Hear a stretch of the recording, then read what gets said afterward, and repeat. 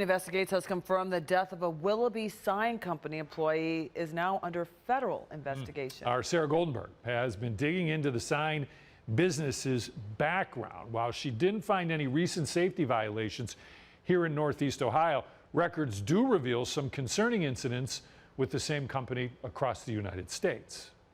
19 Investigates has learned that the Occupational Safety and Health Administration, also known as OSHA, has launched a probe into Monday's on-duty death of a sign company employee in Willoughby. The victim worked for Heritage Sign and Lighting LLC, a local sign repair and installation company that operates as a franchise of Yesco.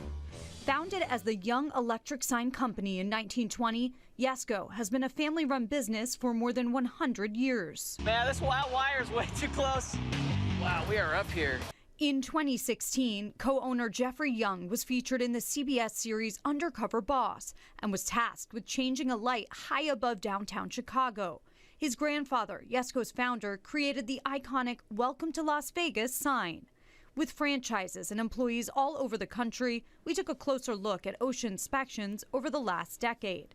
Since July of 2015, records show there have been at least 16 separate OSHA investigations involving Yesco businesses that resulted in violations, including at least one worker fatality in Michigan. Earlier this year, Yesco Kansas City received 3 citations after OSHA inspectors found workers were not wearing helmet or safety harnesses.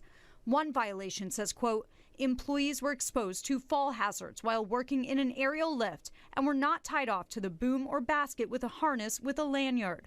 Employee did not have leg straps wrapped around his legs. Just last month, a harrowing incident was caught on camera in Louisiana. A semi crashed into a state worker who was in a bucket lift repairing a traffic light, leaving the worker dangling upside down from the harness he was required to wear. Fortunately, his injuries were only minor.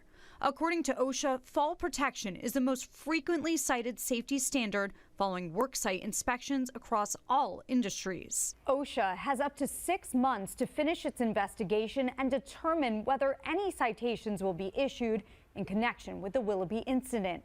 The agency tells us more information will be available after their investigation is complete.